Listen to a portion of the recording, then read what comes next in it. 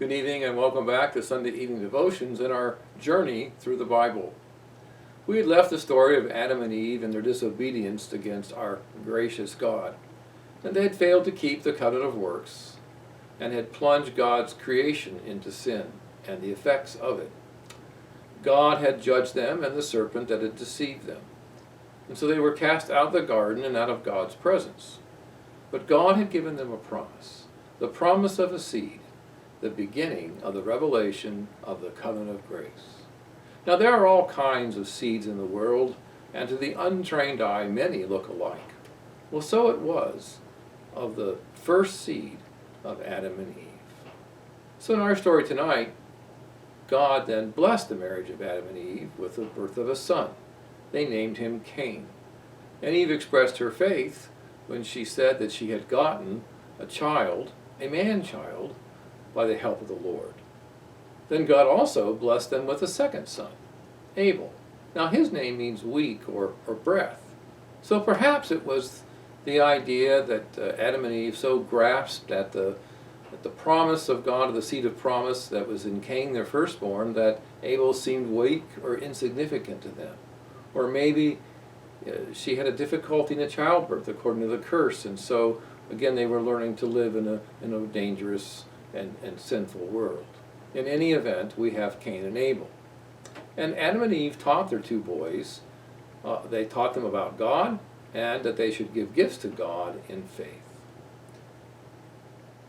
So Abel gave of his best by faith, and Cain gave what he could without faith.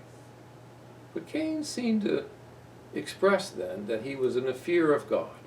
He was trying to buy God's favor and not accept it. But God knew Cain's heart, as he knows the hearts of all who try to use religion as a way to buy God's favor. So God warned Cain, but he didn't listen, and he was jealous of his brother Abel. Finally, after some time, Cain's anger boiled over and he killed his brother. And God came to Cain just as he had come and found Adam and Eve when they had sinned. But Cain lied to God, and he wouldn't admit his sin. So God told Cain that Abel's blood cried out for justice. There was bloodshed in the land, and the land that had produced for Cain was now cursed for him. And Cain then responded again in fear and in anger rather than in faith and repentance. Yet God spared Cain, the murderer, by protecting him. So Cain would marry and have a family and generations, and he would have a successful but violent family. Now that raises a question. Who are these other people? Well, they are the brothers and sisters of Cain and Abel, because in those days Adam lived 930 years. People lived a long time. It would have been very easy for Adam to have many, many, many sons and daughters. And Cain could have married someone much younger than himself who he didn't even grow up with, who didn't even seem like a sister. As we don't marry our brothers and sisters now, yet back then, that's the way it would have worked. And it would have seemed more natural because of the time differences. In any event, Cain was certainly right to fear his family. They would learn the story. They would learn the story that he had killed their brother Abel. And Cain, instead of repenting and asking for forgiveness, remained steadfast in his sin, and he lived in fear all of his life. So it seemed as though God's promise was broken by sin. Or was it?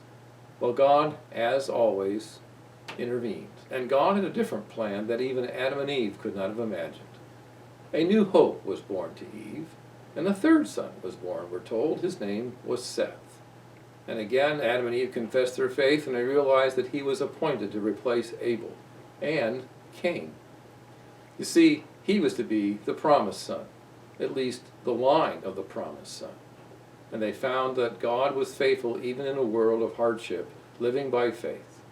Seth married, and he had a son, and Adam and Eve became grandparents with a family close by.